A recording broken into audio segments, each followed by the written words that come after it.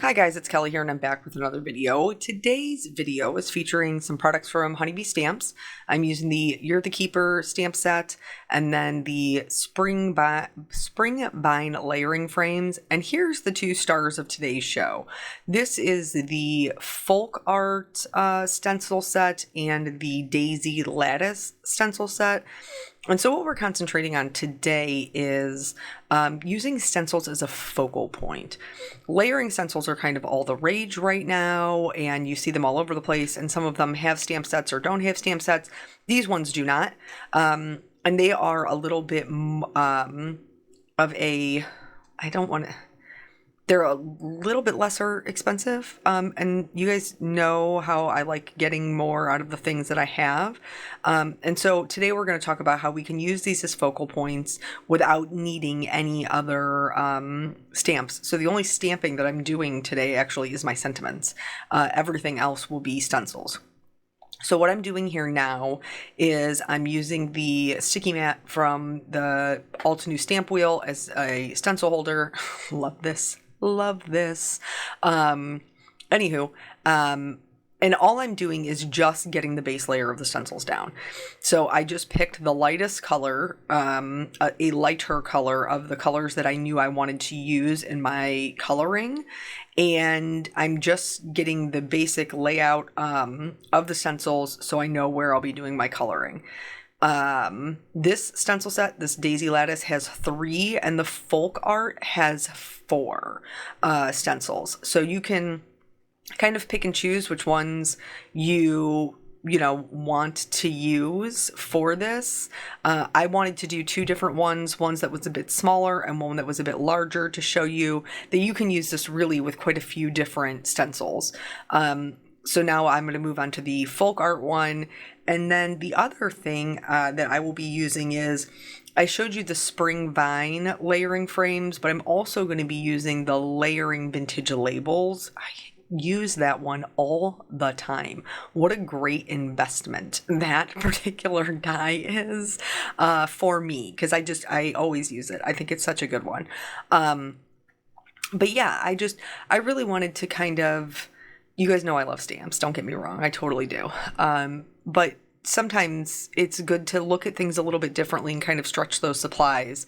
And I try to do that in a way to share with you how to kind of get more maybe out of what you already have. There was another video, I've mentioned this video before, but it's so excellent, it's worth mentioning again, that my friend Dawn did for Honeybee that talks about, what did she call it? It's like selective stenciling, where you just kind of go through and pick them out different ways. I will link to that video in the description below. It's just so good. She just showed so many different ways to do it. So yeah, if you're not a colorer or you don't like alcohol markers or colored pencils, you could totally use colored pencils. I use markers because that's just my preferred medium. If you didn't want to do any of that and you wanted your stencils to have a little bit more dimension, then I would definitely recommend using more than one color when you're doing your stenciling. Add your shading with your stenciling and it will still be a beautiful focal point, even if you're not somebody who likes to color. I do like to color very much, and so I'm going to treat the stencil kind of like no line coloring. So I'm going to use the stenciled portion we already have down with the Distress ink as just my base layer. And then I'm going to go in and add my shading just like I would any other no line image to give them a bit more depth and dimension. I know in my mind what layers I'm going to be cutting out of here, and you'll see towards the end I kind of double check myself to make sure everything is colored, but I did not color this whole background. You could and use both pieces. That would be another way to stretch this even further, so you could actually get 4 cards out of this, depending upon how you cut your dies out. Or you would need, if you don't have dies, you could or you don't have a die cutting machine, you could, trim this out into a square or a rectangle with just a paper trimmer, or an X-Acto knife, whatever you have on hand, and kind of use them as a focal point that way. I am going to have some supporting pieces later on with the Spring Greenery Lovely Layers set. And that's much later. It's a long video. All my videos are long. Who are we kidding? But so, yeah, so we're just going to go through. We're going to color these. I chose pinks, purples, greens, and yellows. And I just stuck with that for both cards. Both cards end up looking similar but different, just to kind of give you guys an idea of the different ways that you can play with this. But of course, I always encourage you to make it your own, to play around with it, and to find something that you like. So even though I did all of my flowers, like in this one, I did all the flowers in pink. Because pink and purple are right next to each other on the color wheel, I'm going to be able to color over those smaller flowers with purple. And I did add a little bit of pink back in there just because I like color variation, but you could do them all purple and it would be fine. So whatever color you start with, you can go kind of one to the left or one to the right on the color wheel without too many issues. So you don't have to have even a lot of inks to do this.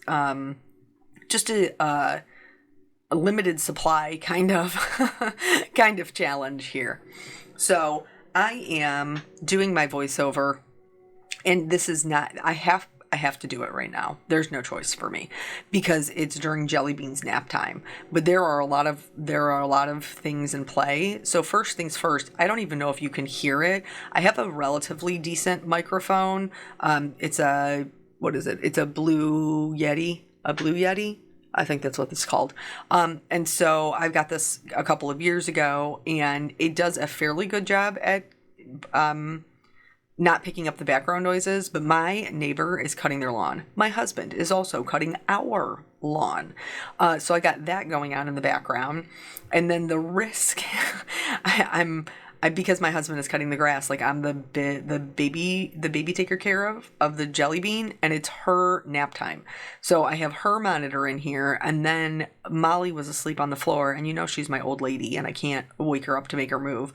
So I was like, I'm just gonna risk it with the voiceover. So you could hear some baby crying, you could hear some dog barking, you're definitely maybe hear a lawnmower or two. But I have to fit in. I'm a person with a real life, and I can't control all the outside things. I was very blessed this week that while they were doing the deck, the one day that I needed to do my voiceover, they actually took a lunch. So I had the lunch hour to do my voiceover. And then the other day that I needed to do the voiceover, they were done. They were done. So our whole deck is done. They dropped off supplies on Monday, and then they started the deck on Tuesday, and they were out of here Friday by 10:30 in the morning, and the whole thing is done, and it looks amazing. Super happy with it. Very glad to have that portion kind of locked off from the pool. And last night we celebrated Mother's Day with Eric's side of the family. And so while his brother was here, he helped him put the grill and the table and chairs and stuff back on the deck. And so we're good to go. I think the only thing we have left to move is the umbrella. And just for that, we're not quite sure where we're going to put it yet. Eric had the fantastic idea of putting it up against the railing so you could use it no matter if you were on the upper deck or the lower deck. But we're not sure where we're going to put it yet because we also have this idea for planters that do the lights, like the little lights in between that hang in between the planters. And I actually bought those lights 2 years ago. So they've just been hanging out in the garage waiting to have a home. So hopefully we'll be able to start kind of pulling that stuff together, and then we'll sit, we had to save up our pennies to purchase the deck. It was quite the purchase. But so now we'll be saving up our pennies probably for some new patio furniture, because the patio furniture that we have right now, we actually bought right before we moved into this house, or maybe no, it had to be right before, and we got it off Facebook Marketplace, and it was a great deal, but they're starting to rust. They were already used when we, bought them. And I mean, isn't that how we all start out? When you first start, you don't really have anything nice, and then you just have to save up your pennies and replace things as time goes on. So we're still in that replacing stage. And I mean, I really truly think like as a homeowner, you're always in that stage. You're always just something breaks and you got to replace it and so on and so forth. So here, all of the coloring is done, or so I thought. This is the piece that I'm going to be die cutting out. So I'm double checking to make sure all of my coloring. I saw those two little pink, like accent pieces weren't colored, so I did go back in and color them, and then I just taped this into place, set it aside, and I'm going to move on to the daisy lattice background. And this one is actually quite funny. So I was on the phone with my friend while I was doing this one, and so sometimes like if you don't have like iPhone has FaceTime, but if you don't have an iPhone, a lot of us Android users use Facebook Messenger to like FaceTime. So sometimes I'm doing that with my friend Jen, who lives in England, and it's lovely to see her. And then I craft while I talk to her. But this time I was on the phone with my friend Lisa, and we were catching up on some things and talking about some business things. And I was in the middle of doing my coloring, and like my phone started ringing in the middle of it. And typically nobody calls me, and I look and I see like my counselor's name, and I was like, oh my gosh, what time is it? So it was like 12:03, and I had a video appointment with her at 12. And I was like, I gotta go, bye. So you'll see when I get there, like to the leaf portion on this card, like all of a sudden it's gonna like just cut out, and then I will come back to it, but there'll be a gradual fade in. But that's because I had to take a break so I could do my my counseling. So for those of you who had asked previously, that person is my hypnotherapist, and so we've done a couple of sessions so far, and I do like her. Unfortunately, she's quite a drive away, like a lot. It's a lot of time when I go in there. So what we've been doing is like every other week I'll drive out there to do a session, because it takes like 3 hours of my day to do it. So it's quite a chunk of time. And then on the off weeks, we do a video so that we can kind of go over and touch base and see how, the last session went, or if I'm noticing any differences or things that maybe we need to tweak to change, because there is no specific protocol for driving anxiety, because you have anxiety for different reasons. So you kind of have to write the script for it as you go. So sometimes you have to tweak that as you're moving along. And so in our the last session in person, she was like, okay, maybe we, take a break and work on some of the other anxiety things. And we'll circle back to this. And then Thursday when I talked to her, she was like, no, I think we should stay, like after talking today, I think we should stay with the driving. So that's the game plan. We're staying with the driving so far. I haven't noticed a noticeable difference, but we will keep on keeping on and see, because she did tell me in the beginning, it could take 6 or 7 sessions. So at this point, we've done 3. We've done 3. 2? We've done 2. I'm sorry, we've done 2 in person. So that's what's going on with that. And so we did get to see Eric's side of the family, obviously our family, still they're my family too, yesterday, and his brother and his our sister-in-law were able to come in. They live just a couple hours away now, so they were able to make it, which was really nice, and it was good to see everybody. And we did our Mother's Day kind of celebration, and we had already purchased his mom's gift. So she wanted a mother's ring, which I think is pretty common. And so she has her kids, and I think her kids and grandkids in her ring. And so there's a jeweler that Eric uses, so he hooked her up with him, the jeweler. And then he met her up there, and they went through and picked everything out. And then when it was time to pick it up, we picked up the bill and then split that with his brother, and that was her Mother's Day gift. So she already had hers. And so I wasn't really expecting, I mean, we were just going to have dinner and hang out. I made lemon blueberry cake. She loves lemon cake. And so I just switched it up a little bit, tried something different. It had blueberry filling, cream cheese frosting. I thought it was pretty good. And nobody else had any complaints except for Peanut, who was like, I don't want to eat the blueberries. Just pick them off, because they were like decorative on the top. Like, I'll just pick them off. And I was like, dude, there's blueberry in this cake. Like, you are not going to be able to pick it off. But I think he actually scraped out his filling and gave it to Aunt Mallory, which is fine. But so we did that. We had a good meal. Here, this one, the coloring is all done. And so I am cutting this at an angle because I liked that pattern better. But you could cut this any way you would like. And that is the vintage layering vintage labels, whichever it is. And then here, while I was at my walk, I told you guys I've been walking more. I was thinking about like how to like bring it all together. And so I decided that I was going to cut out some of the pieces from the spring greenery set just to kind of accent my sentiment. And then in addition to the white ones I cut out, which I am going to color, you'll see here, I also cut out some out of vellum. Vellum is a really great way to add a little something without adding a ton of like bulk or covering up all of the work that you've done. And so these are the same, I cut the same types of branches for the most part. I did cut one that was slightly bigger out of vellum.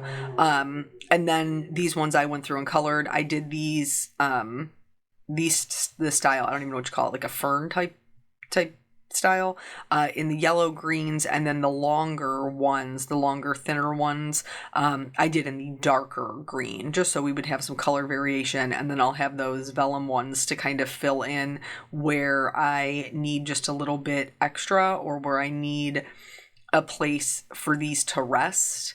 Because without the vellum ones, the problem I was running into is the coloring in the stencil was competing with the coloring in my accent pieces. And so the vellum just kind of breaks that up so that there is a distinct difference between the two, which is incredibly helpful, so that I don't have to add in any other pieces or cover up even more of it. Anyway, back to my Mother's Day gift. I wasn't expecting anything, but it was so sweet and thoughtful of her. My mother-in-law is not crafty at all. But she actually put together for me a shadow box for my first stamp set. Was that not? I mean, that was just so thoughtful. So she ordered the stamp set and she put it in the shadow box, and she like my name and the name of the stamp set, the name of the company. She framed them all out with colored cardstocks and even had some glitter cardstock in there. And she was like, you certainly don't have, and she printed out a picture of the card I made with it. She was like, you don't have to leave it like this, but I wanted you to have the shadow box and like the general, the stamp set, the general concept. So now that all the coloring is done, we are going on to cutting these out. So both of these layering dies have full A2 size pieces. And so I'm using azalea and eggplant. These are both from Hero Art. And so I wanted to show you, you could absolutely put them on white or some other color, but I wanted to do them tone on tone. And you'll see why when we get towards the end, because I had an idea to make them pop. It was very scary because, you've already done all this work, but I really thought that it would work out, and I think it did. So you'll have to tell me at the end of it, like, if you think that that was enough to kind of make them pop, even though they were tone on tone. So the die cuts will add tons of texture, but then we have a way to kind of highlight the focal point a little bit more. Here I am stamping in the Brilliant White Pigment ink from Honeybee. These are the You're the Keeper stamp set. I think is so fantastic. So I picked one that said You're So Kind and one that said Happy Birthday Beautiful, because I always need birthday cards. And now I'm going to heat emboss this with some white detail embossing powder, and then I will cut them out with their coordinating dies, and then we will start building. So anyway, I just thought it was incredibly thoughtful of her because I know crafting is kind of outside her comfort zone, and she did it for me anyway. And so I will probably actually put in the card, like the first card that I made with it, I will probably put that card in the shadow box, in the stamp set and stuff. But it was very sweet and totally unexpected. So here I've laid everything out. I'm happy with the way that it's looking. And so in order to make sure that I don't move any of this, I am going to use my press and seal to pick it up. I just have two kind of smaller pieces. Now it did also pick up the stenciled background, even though I didn't need it to. I was like, it's easier than trying, like I'll just peel it off. It'll be fine. So I just flipped that over and then picked them both up with press and seal. I'm using my Honeybee Precision Glue to glue down these pieces. Another way you could do this, which I think would be totally amazing, is you could do the tone on tone, but cut out a couple pieces of white to stack it up and give it a little bit more weight and height, and then do your, stenciled pieces on top of that. I knew that I was going to pop up my stenciled pieces, so I didn't do that. But if you didn't want to go through all the trouble of popping up the individual pieces, I think that would be amazing. Plus, you'd be able to see like the white from the sides, and I think that would be fantastic. So now they don't look like much of anything because they're tone on tone and it's difficult to see that kind of design. But hang tight, my people. We are going to get there. So I did, like I said, pop these up on foam for both of the pieces, and once I got the foam on there, I just peeled it off the press and seal so that I could line it up on the background, the card front, with no issues.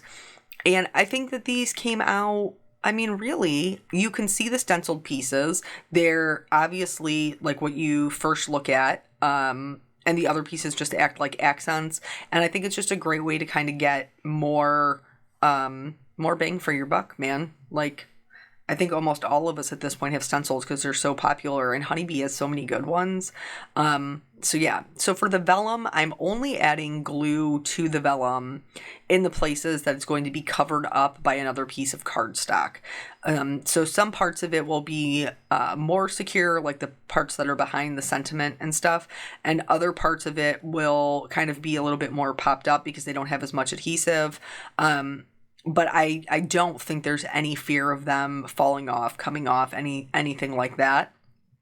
So once I have those down, then I will pick up the other two layers. I will add glue to those colored pieces, and then I will glue them down, and then I will add glue to my sentiment, and I will glue that down.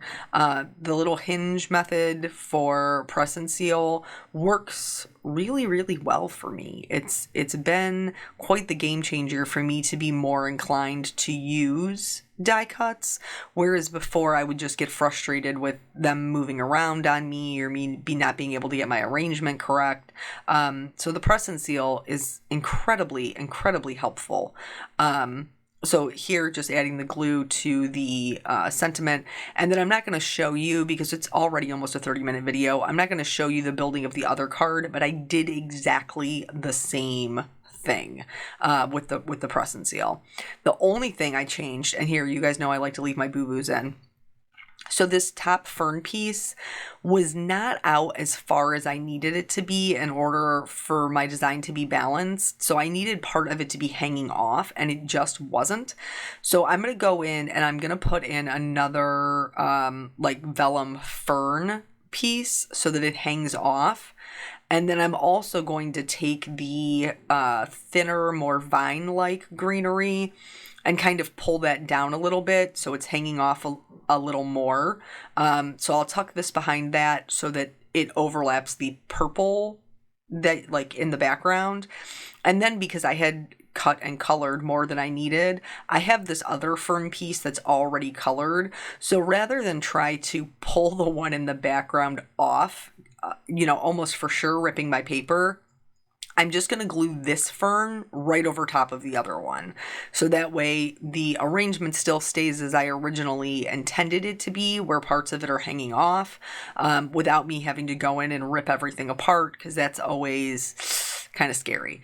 So then here I put the sentiment on, And the next thing I did was add a couple of gemstones. I pulled out a few different honeybee sets of gemstones. I've told you before, their gemstones are my favorite. And I thought I would use my crystal katana for kind of like placing them. But because they are stickers, they're gem stickers, it didn't really work as well for the wax tip. But I did use the other end to kind of help put them in place. And I used the Bee Bliss gem stickers, the pink ones. Here's how we're going to make these little guys pop. The white gel pen. You guys know I love a white gel pen. This is the number 10. And so it means it's a little bit wider, but so I added some white highlights into the centers of the flowers like I would normally do. And then I'm going to use it to accent, like you can see I'm nervous. I was nervous. I was afraid I put this whole thing together and I was about to ruin it, but I don't think I did. I think it's actually really cute. So because it is tone on tone and you kind of lose those accent pieces a little bit, I decided that I was going to go in with the white gel pen and just trace the designs that were already there.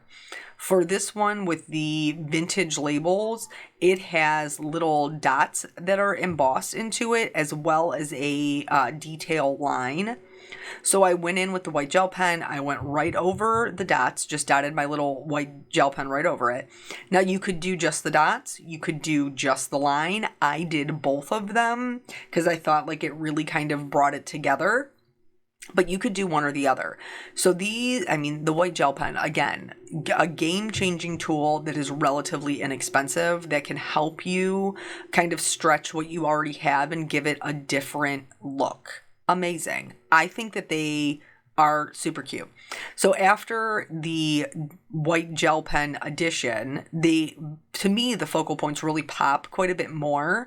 You can still see that beautiful stenciling. I'm going to add some shimmer to my flowers. Should I have done it before I built the card? Probably, but I always say that because it's always something I do at the very end. And then this is both cards. So please let me know what you think. I'm so interested to hear if you'll be giving this a try. Thank you guys so much for joining me. I always appreciate your time, and I will catch you on the next video. Bye.